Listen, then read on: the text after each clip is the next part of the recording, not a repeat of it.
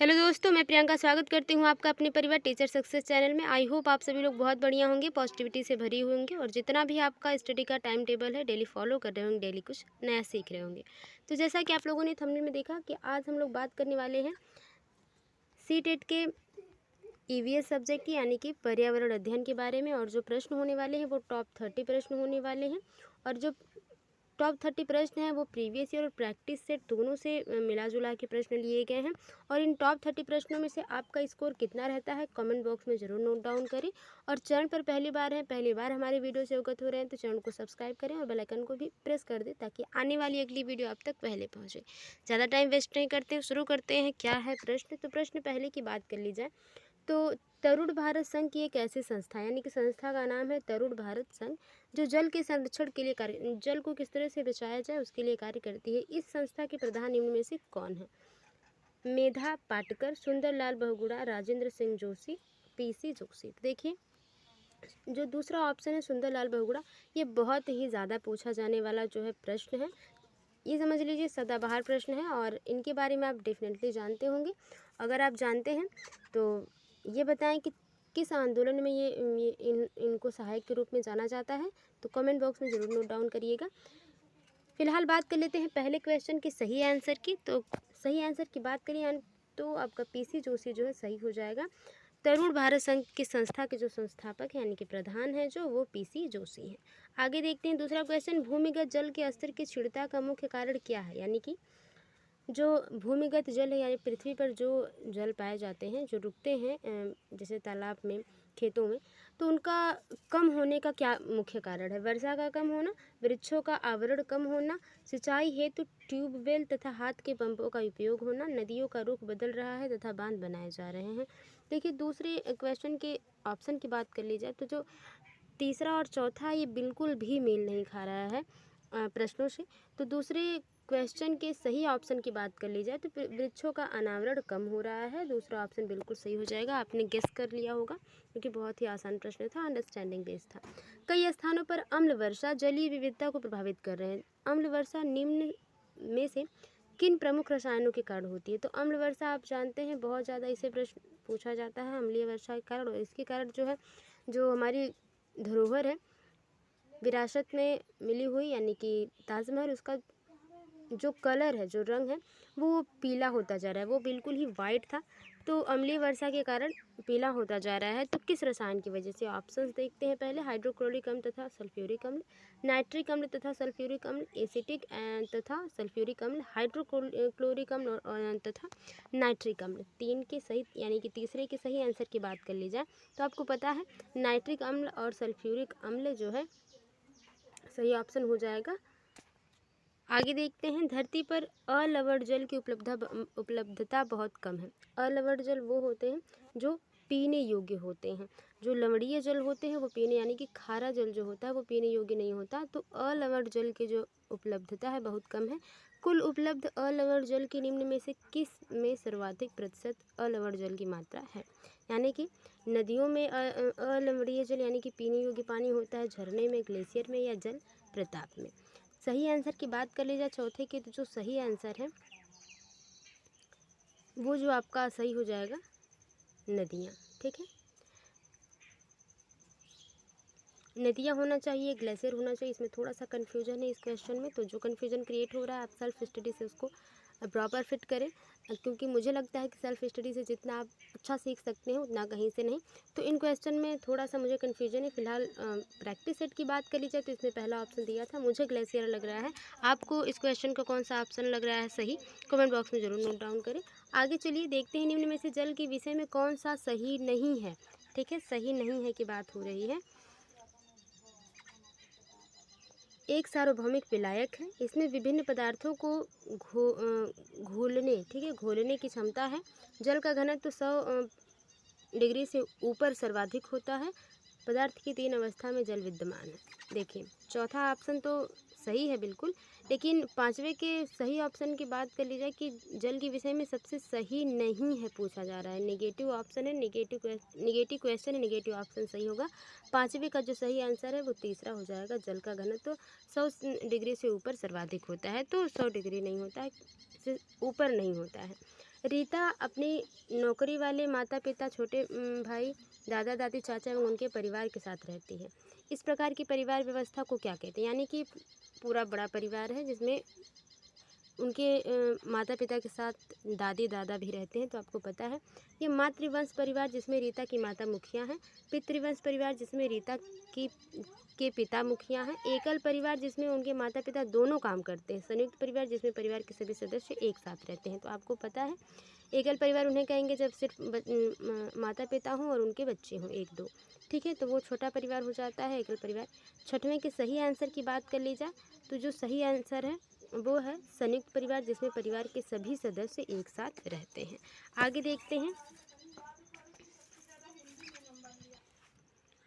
अगला क्वेश्चन देखते हैं कि पैने, चपटे एवं चौड़े आगे के दांतों वाले पशुओं की भोजन के लिए प्राथमिकता भिन्न होती है। यह पशु निम्न में से कौन से खाद्य संबंधित प्राथमिकता को चुनेंगे? ठीक है, चपटे हैं और चौड़े हैं दांत। ठीक है, अगर नुकीले होते तो चीड़ फाड़ कर खाने में काम आते, जो कि मांसाहारी होते। लेकिन दूसरे पशुओं का मांस खाते हैं, ये गलत हो जाएगा। घास एवं साग खाते हैं, फल और अनाज। सातवें के सही आंसर की बात कर ली जाए तो घास एवं साग खाएंगे, क्योंकि उनके जो दांत हैं वो पैने चपटे हैं, यानी कि जो पशु होंगे जिनके पैने चपटे चौड़े दांत होंगे वो क्या है? शाकाहारी हैं। तो दूसरा ऑप्शन बिल्कुल सही हो जाएगा। जो पौधे का खारे जल वाले क्षेत्रों में उगते हैं, जो पौधे खारे जल वाले क्षेत्रों में उगते हैं उन्हें क्या कहा जाता है? Halophyte, मेजोफाइट, जेराफाइट, heliophyte. आठवें के सही आंसर की बात कर ली जाए तो दूसरा ऑप्शन बिल्कुल सही हो जाएगा, मेजोफाइट। आगे देखते हैं अगला क्वेश्चन क्या है कि जो रंग चित्र किसी कथा का चित्रण करते हैं जिसमें केवल प्राकृतिक रंगों का उपयोग किया जाता है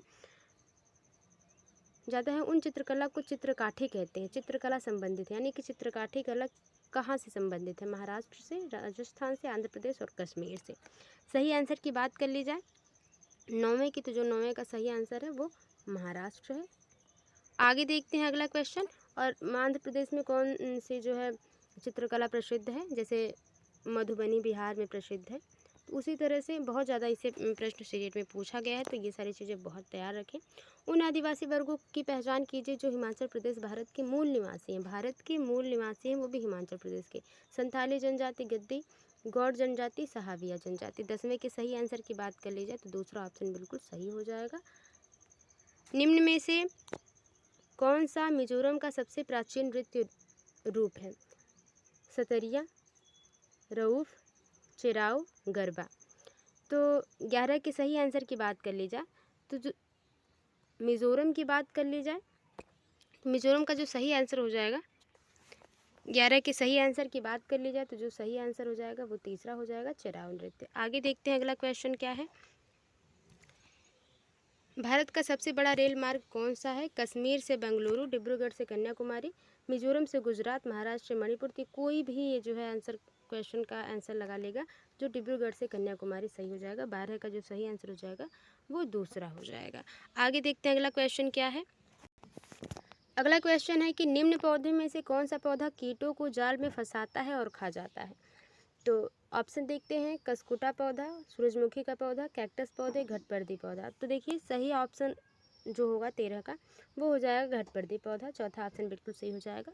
अगला क्वेश्चन देखते हैं कि वर्षा के पानी को भविष्य में उपयोग करने के लिए सूचित करना कहलाता है। संचित करना, ठीक है, संचित यानी कि इकट्ठा करना, बचा के रखना, क्या कहलाता है? वर्षा के पानी को इकट्ठा करना, वर्षा के पानी को पंप करना, वर्षा का उत्खनन, वर्षा के पानी का संचयन। तो संचय करना यानी कि इकट्ठा करना। 14 के सही आंसर की बात कर ली जाए तो चौथा ऑप्शन बिल्कुल सही हो जाएगा, वर्षा के पानी का संचयन। आगे देखते हैं निम्नलिखित में से कौन से रोग मच्छरों से होते हैं? ठीक है, होते हैं, मिसप्रिंट है उसके लिए सॉरी बहुत सारा। Malaria, pneumonia, dengue, chikungunya. 15 के सही आंसर की बात कर ली जाए तो तीसरा ऑप्शन बिल्कुल सही हो जाएगा, डेंगू। आगे देखते हैं अगला क्वेश्चन कि विद्यार्थियों के लिए सहायक वातावरण सुनिश्चित करते हैं, इनमें से कौन सा इसी बात को प्रस्तावित करता है? यानी कि जो वातावरण है वो बच्चे को सीखने में सहायता प्रदान करते हैं। ऑप्शन देखते हैं, शिक्षक निर्देश देता है तथा विद्यार्थियों से अपेक्षा करता है कि उनका पालन करें। ठीक है, आगे देखते हैं, अनुशासित पाठ्य पुस्तक पढ़ता लिखता है और विद्यार्थियों से उन्हें लिखने को कहता है। सीखने की परिस्थिति उपलब्ध कराता है जो विद्यार्थियों को अवसर देती है कि अवलोकन करें, प्रश्न करें, प्रयोग करें तथा विभिन्न प्रत्यय की समझ विकसित करें। ये सबसे पॉजिटिव ऑप्शन दिख रहा है।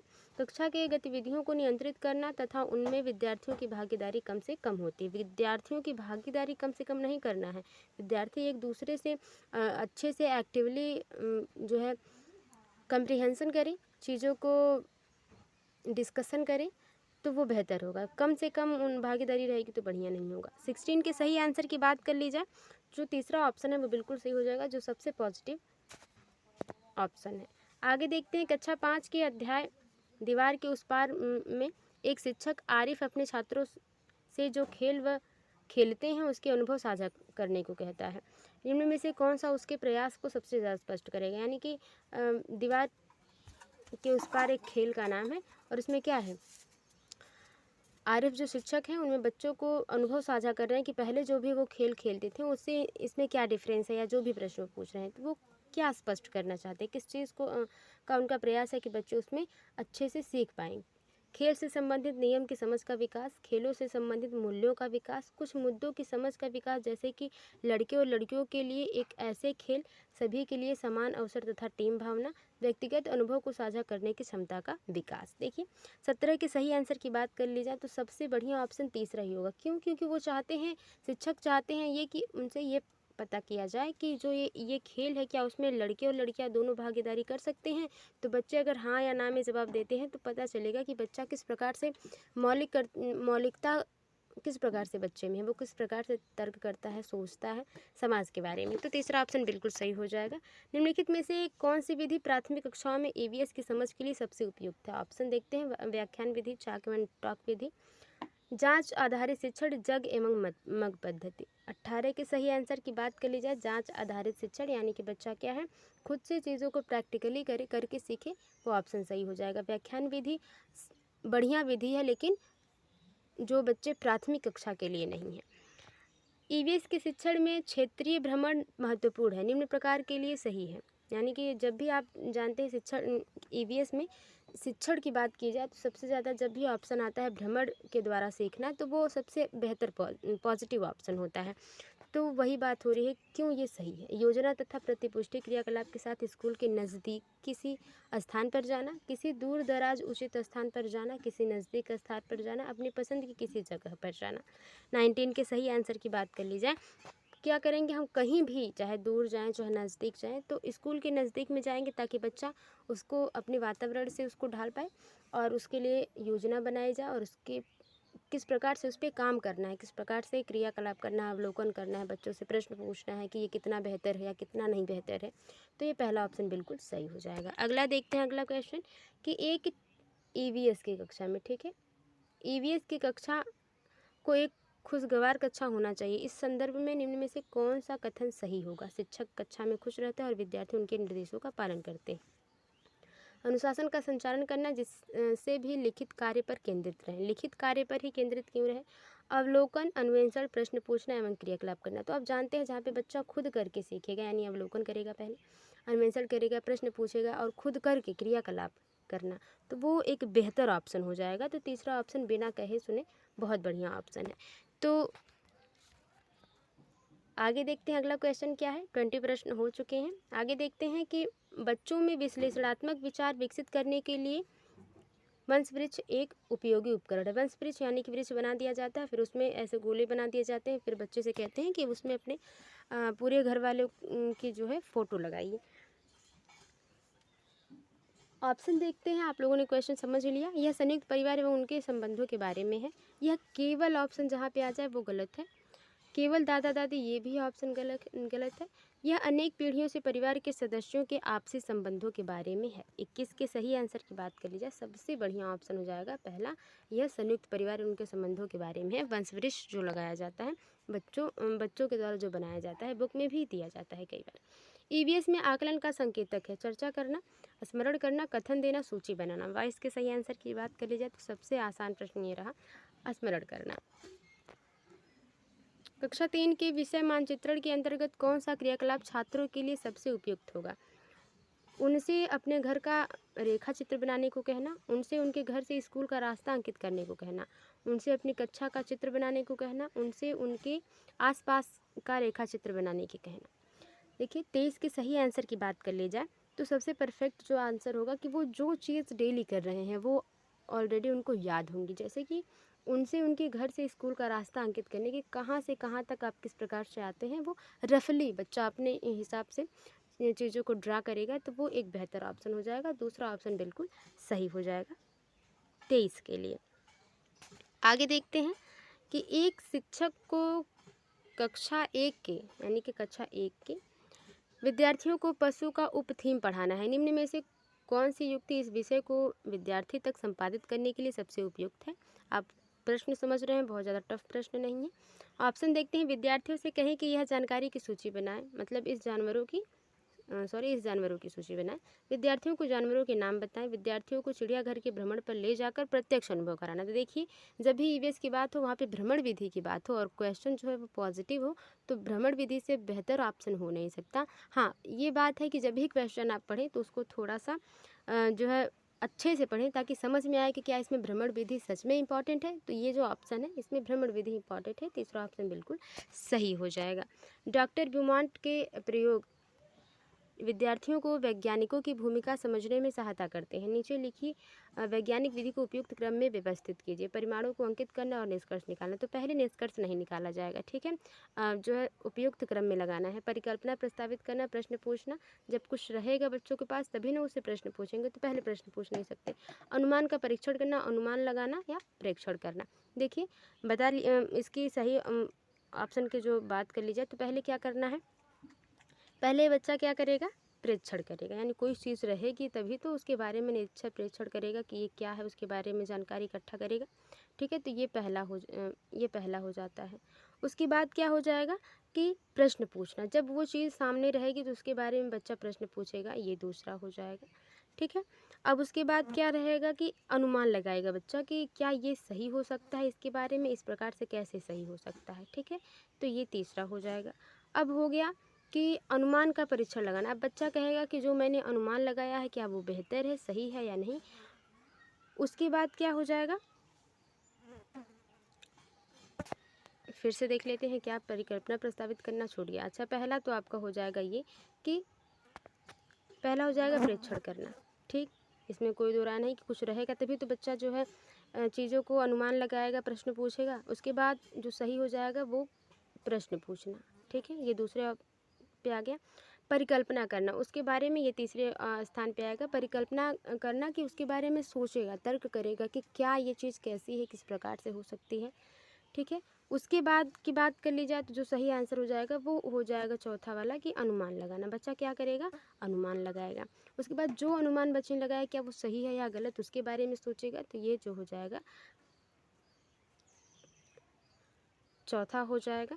अब 1 हो गए, 2 3 4 5 हो गए। अब छठा जो रह गया वो परिणामों को अंकित करना और निष्कर्ष निकालना, ये जो हो जाएगा छठा हो जाएगा। 6 ऑप्शन थे, ऐसे हो जाएगा। परीक्षण करेगा पहले, उसके बाद प्रश्न पूछेगा, अनुमान लगाएगा, फिर अनुमान सही है या गलत उसके बारे में परिकल्पना करने के बाद अनुमान लगाना है, फिर अनुमान सही है या गलत, उसके बाद जो परिणाम होंगे उसको अंकित करेगा और निष्कर्ष निकालेगा। तो इस तरह से ऑप्शन बन जाते हैं। एग्ज़ाम के टाइम में आपको ऐसे करके 1 2 या 3 इस तरह से ऑप्शन मिलेंगे, तो उस पर आपको ट्रिक करना होगा। तो ये सही आंसर हो जाएगा। यहाँ पे फिलहाल मैंने उस प्रकार से प्रश्न को डिकोड नहीं किया है। आगे देखते हैं, विद्यार्थी को जैव विविधता का अनुभव देने के लिए कौन सी युक्ति ठीक है।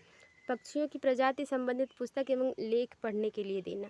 प्रवासी पक्षियों के बारे में विभिन्न लघु चलचित्रण दिखाना। पक्षी अभ्यारण्य में अवलोकन के लिए ले जाना। विलुप्त पक्षियों पर विभिन्न वार्ता का भाषण देना। भाषण देने से कुछ होगा नहीं क्योंकि बच्चे क्या हैं, प्राथमिक स्तर के हैं।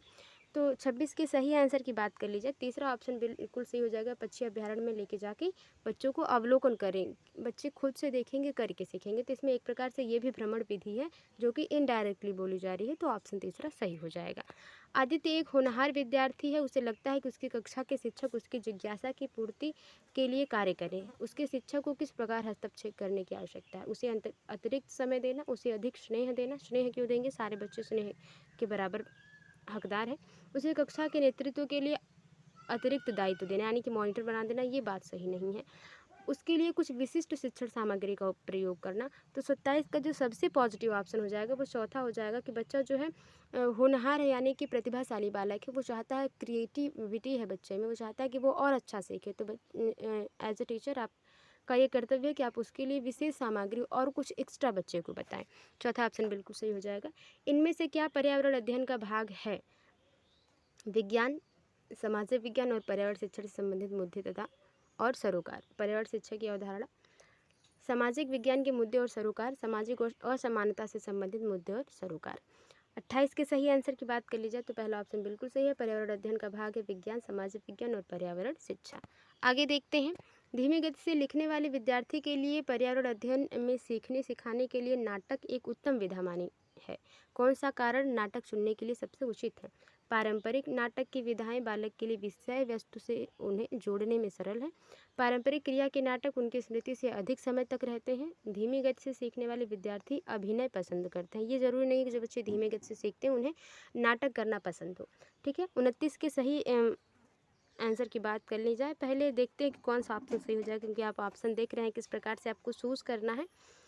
तो पहला तो सही है कि पारंपरिक नाटक की विधाएं बालक के लिए विषय वस्तु से उसे जोड़ती हैं, कि जो पुरानी चीज़ें नाटक के तौर पे जो जैसे बच्चा पहले से जानता है किसी जैसे हरिश्चंद्र जो नाटक है वो पहले से बच्चा जानता है उनके बारे में, तो उनके बारे में आप नाटक करवाएंगे तो बच्चा बहुत और अच्छे से उसमें सीख पाएगा। पारंपरिक क्रिया के नाटक उनकी स्मृति में अधिक समय तक, जो बच्चे वो जानते हैं वो उनको करने में और इंटरेस्ट रखते हैं। पहला ऑप्शन बिल्कुल सही हो जाएगा। ठीक है, लेकिन ये तीसरा ऑप्शन इसलिए गलत हो गया कि ज़रूरी नहीं है कि सारे बच्चे एक ही तरह से सोचते हो। एक बच्चे को पसंद है तो सभी बच्चे को पसंद है। पर्यावरण अध्ययन की पाठ्य पुस्तक विद्यार्थियों को सहायता करती है किसमें? पर्यावरण अध्ययन विषय के मुद्दों और सरोकारों को याद करने में, पर्यावरण अध्ययन विषय के मुद्दों और सरोकारों की व्याख्या करने में, सभी संसाधनों के द्वारा ज्ञान की रचना करने में, पर्यावरण अध्ययन विषय के मुद्दों और सरोकारों के प्रति प्रतिक्रिया देने में।